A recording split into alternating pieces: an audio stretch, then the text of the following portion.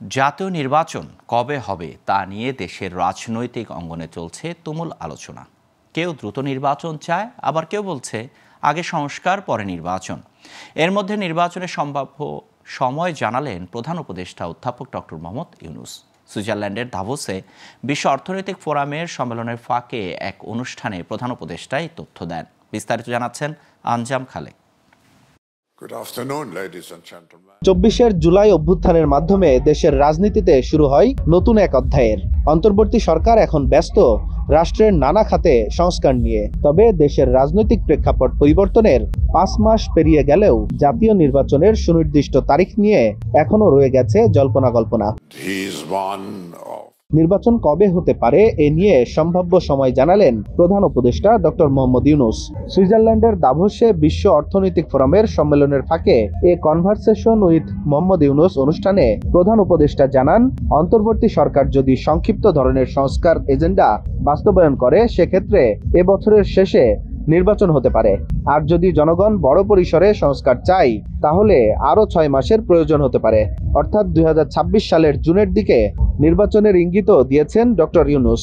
We have targeted end of this year the election to take place if we go in a short reform agenda, quick reform agenda. If people say no, we need a longer list of agenda reform, then we need another 6 months. Doctor Yunus বলেন, সংস্কার কমিশনের report এলে জনগণ ও বিভিন্ন রাজনৈতিক দলের সঙ্গে আলাপ আলোচনা হবে। কমিশনের যেসব সুপারিশ গ্রহণ করা হবে শুধু সেগুলোই বাস্তবায়ন করা হবে। সব দল ও নাগরিক সংগঠনের ঐক্যমতের ভিত্তিতেই জুলাই চার্টার করা হবে। জনগণ কি ধরনের নির্বাচন চায় সেটা জানা ছাড়া অন্তর্বর্তী সরকার নির্বাচনে যেতে পারে না।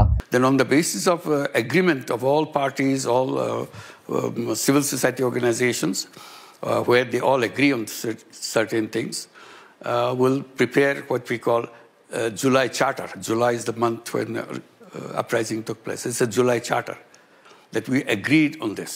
প্রধান উপদেষ্টা বাংলাদেশের বর্তমান তরুণদের মানব ইতিহাসের সবচেয়ে শক্তিশালী প্রজন্ম দাবি করেন। So that's the kind of power of this young generation. The way I try to express it by saying it's a global statement I make. This is the most powerful generation in human history. এদিকে 4 দিনের সরকারি সফর শেষ করে সুইজারল্যান্ডের Davos থেকে বিকেলে বাংলাদেশে ফিরেছেন প্রধান উপদেষ্টা। সম্মেলনে তিনি 4 জন সরকার ও রাষ্ট্রপ্রধান সহ বিশিষ্ট ব্যক্তিদের সঙ্গে বৈঠক সহ 47টি অনুষ্ঠানে যোগ দেন। আঞ্জাম খালেক, গ্লোবাল টেলিভিশন, ঢাকা।